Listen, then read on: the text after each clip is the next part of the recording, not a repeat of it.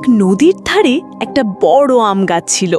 সেই গাছে বাস করত এক চঞ্চল আর চালাক বাদর। প্রতিদিন সে গাছে ওঠে পাকা মিষ্টি আম খেত আর আনন্দে খেলাধুলা করত। একদিন নদীর মাঝখানে থাকা এক কুমির সেই আম গাছের নিচে এসে দাঁড়ালো। সে আম খেতে দেখতে পেল আর বলল, বন্ধু বাদর তো খুব ভালো মিষ্টি আম খাচ্ছে, আমি একটু আম চাই। কুমির বাদরের কাছে গিয়ে বলল, বন্ধু বাদর, তুমি যে পাকা আম খাচ্ছ, একটু আম কি আমায় দেবে? বাদর হাসি মুখে বলল, নাও বন্ধু, বন্ধুর জন্য আম তো থাকবেই। কুমিরটি প্রতিদিন আম খেতে আসত।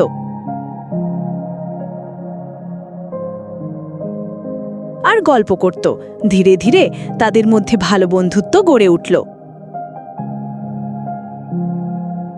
কিন্তু একদিন কুমিরের স্ত্রী বলল, তুমি প্রতিদিন মিষ্টি আম খেয়ে আসো, ভাবো তো সে আম খাওয়া বাদরের হৃৎপিণ্ড কত মিষ্টি হবে, আমি সেটা খেতে চাই। স্ত্রীর কথায় রাজি হয়ে কুমির একটি পরিকল্পনা করল।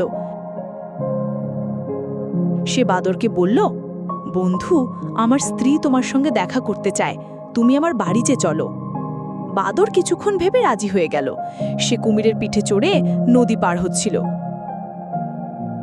নদীর মাঝখানে যেতেই কুমির ভাবল, এখন তো নদীর মাঝে চলেই আসছি, বলেই দি, পানির ভিতর তো আর কোথাও যেতে পারবে না।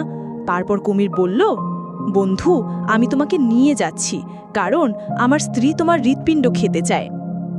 বাদর চমকে উঠল আর মনে মনে বলল, ওরে কুমির, তুই আমাকে খাবি? দাঁড়া, তোরে মজা দেখাইতাছি। বাদর বুদ্ধি করে বলল, বন্ধু, তুমি আগে বললে না কেন? আমি তো আমার হৃৎপিণ্ড গাছের ডালে রেখে এসেছি, আগে বললে তো নিয়ে আসতাম। চলো গিয়ে নিয়ে আসি। বোকা কুমির তাই বিশ্বাস করে বাদরকে আবার তীরে নিয়ে এলো। বাদর তো লাফ দিয়ে গাছে উঠে পড়ল আর বলল, ওরে বোকা কুমির, কেউ কি নিজের হৃৎপিণ্ড শরীরের বাইরে রেখে আসে? তুমি বিশ্বাসঘাতক। কুমির বোকা হয়ে বাড়ি ফিরে গেল।